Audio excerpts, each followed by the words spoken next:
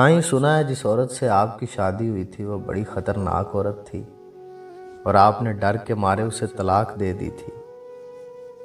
बरगद के दरख्त के नीचे कुर्सी पे बैठे एक खामोश तबाह बूढ़े से एक मनचले ने इस्तेहज़ाइया कहा, अल्लाह बख्शे उसे, बहुत अच्छी औरत थी। बिना नाराज़ हुए बग़ैर गुस्सा किए बाबा जी की तरफ से एक मुतमईन सा जवाब आया। तो नौजवान ने ज़रा ऊंची आवाज़ में कहा, लेकिन बाबा जी, लोग तो कहते हैं वो बड़ी ख़तरनाक औरत थी। बाबा जी कुछ देर खामोश रहे और फिर कहने लगे, कहते तो ठीक ही हैं, वो वाकई बहुत ख़तरनाक थी और हकीकतन मैंने डर के मारे उसे तलाक दी थी। ये बात तो मर्दानगी के ख़िलाफ़ है। औरत से डरना भला कहाँ की बहादुरी है। नौजवान जोशीले अंदाज में बोला। बाबा जी ने बड़ा पुरसुकून जवाब दिया, मैं औरत से नहीं डरता था, मैं तो उससे डरता था जिस तक उसकी रसाई थी। नौजवानों ने हैरत से एक दूसरे को देखा और कहा, ऐसी औरतों को तो जहन्नुम में होना चाहिए। ला हौल वला कुव्वत। कहाँ आप जैसा शरीफुन नफ्स आदमी और कहाँ वो औरत। अच्छा किया जो छोड़ दिया। नौजवान के लहजे में गुस्सा था। बूढ़े की मुतजस्सिस जिंदगी का पटारा खुल के सामने आ गया था। तजस्सुस ख़त्म हुआ। अब सब बारी बारी मुंतशिर होने लगे। जाने वालों ने उन्वान पढ़ लिया था, कहानी खुद बनानी थी। जो रह गए थे वो वही थे जो असल कहानी जानना चाहते थे। तो बाबा जी ने कहा, मैं भी ऐसा ही सोचता था कि उसे जहन्नुम में ही होना चाहिए था, तभी मैंने उसे जहन्नुम जैसी ज़िंदगी दी थी। बूढ़ी आंखों में इज़्तिराब उतरा। ये तब की बात है जब मैं सरकार के यहाँ 1 रुपया माहवार पे मुलाजिम हुआ। मेरी माँ चाहती थी कि मेरी शादी हो जाए। रिश्ता ढूंढा गया। एक मूंगफली फरोश की बेटी मेरी माँ को पसंद आ गई। सलीकामंद, खूबसूरत और एकदम खामोश तबाह। मुझे इस रिश्ते पर एतराज़ था कि वो एक मूंगफली बेचने वाले की बेटी थी। मज़दूर की औलाद को पेट की फ़िक्र रहती है, तरबियत की नहीं। तरबियत बड़े घरानों में की जाती है, जहाँ अफलास आंखों की रोशनी छीनने से कासिर होता है। वो क्या तरबियत देगी मेरी औलाद को। लेकिन वो लड़की मेरी माँ को ऐसी पसंद थी कि अम्मा उसके अलावा किसी और का नाम भी नहीं सुनना चाहती थी। फिर वो ब्याह के मेरे घर आ गई। रुखसती के वक्त उसके बाप ने मुझे कहा, मेरी बेटी सीधी सादी है, उसे दुनियादारी का कोई ख़ास पता नहीं, तो अगर कहीं कोई चूक हो जाए तो माफ़ कर देना। यूं है बड़े दिल वाली, अपने साईं को खुश रखेगी। वो बिल्कुल वैसी ही थी जैसी मेरी माँ ने बताया था। सलीकामंद, सुघर, ताबेदार। बाहर दोस्तों के साथ मेरी सोबत कोई अच्छी नहीं थी। मुलाजमत के औकात में खाना घर से बाहर खाता, दोस्तों में बैठता, रात गए तक महफिल चलती, फिर घर जाता। वो क्या खाती क्या पीती, किस हाल में रहती थी, मुझे कोई परवाह नहीं थी। इन्हीं दिनों मेरी माँ भी दुनिया से रुखसत हो गई थी। तो एक रोज़ मैं जुए में भारी रकम हार के जब थका हारा घर आया तो कहने लगी, आप तो खाना बाहर से खा लेते हैं, मुझे भूख लगती है, हो सके तो एक ही बार महीने का राशन डलवा दिया कीजिए। रोज़ रोज़ बाज़ार से ख़रीदारी की सौबत नहीं उठानी पड़ेगी।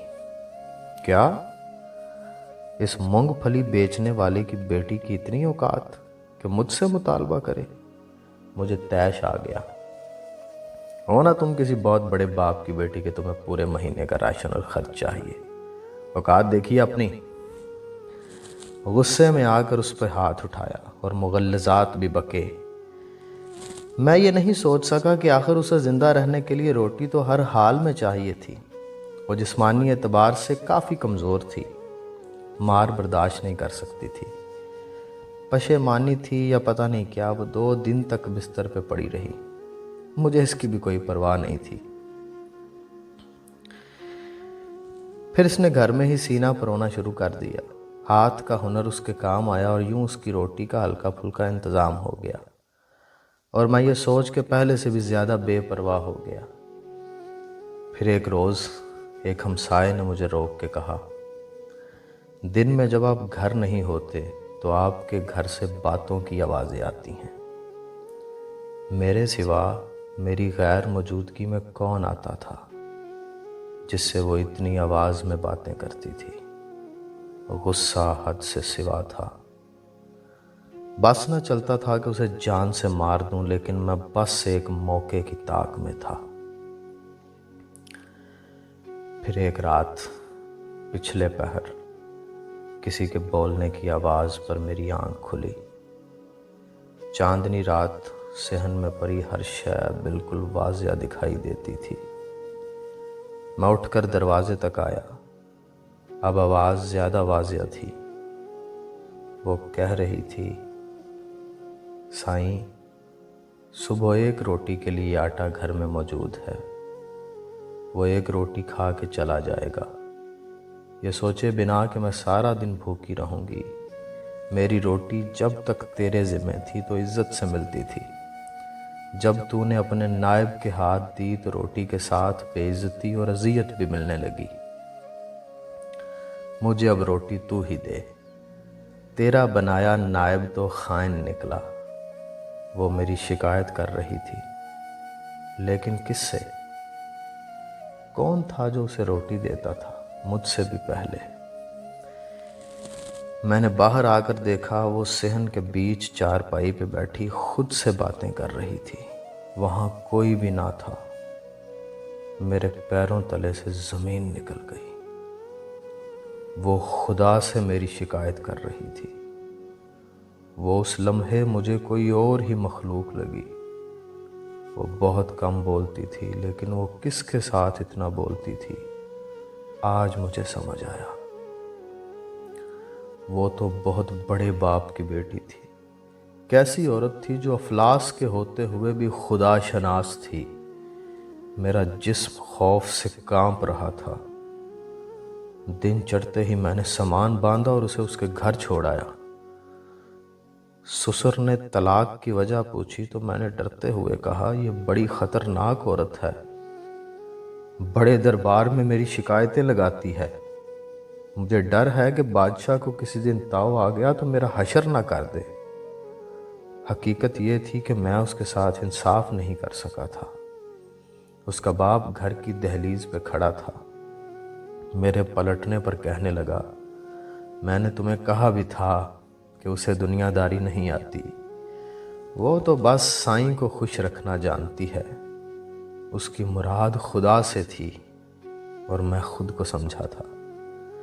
جب میں واپس گھر آیا تو مجھ پہ انکشاف ہوا کہ رات اس نے یہی تو مانگا تھا کہ تو خود مجھے روٹی دے، تیرا نائب تو بڑا خائن نکلا ہے، اور آج نان نفقے کا اختیار مجھ سے چھین لیا گیا۔ میں بے تحاشا رویا۔ اس کا سائیں بہت بڑا تھا، اس کی رسائی جس تک تھی وہ تو 2 جہانوں کا رب تھا۔ میں آج بھی ڈرتا ہوں کہیں میرے حق میں اس نے کوئی بد دعا نہ کرتی ہو۔ ٹھیک کہتے ہیں لوگ، کہاں وہ کہاں میں۔ بوڑھی آنکھوں میں نمی اتری تھی۔ میں کور چشم اسے پہچان نہ سکا۔ میں نہیں ڈرتا تھا، حالانکہ مجھے ڈرنا چاہیے تھا۔ اس کے سائیں نے تو پہلے ہی کہہ دیا تھا کہ عورتوں کے معاملے میں مجھ سے ڈرو۔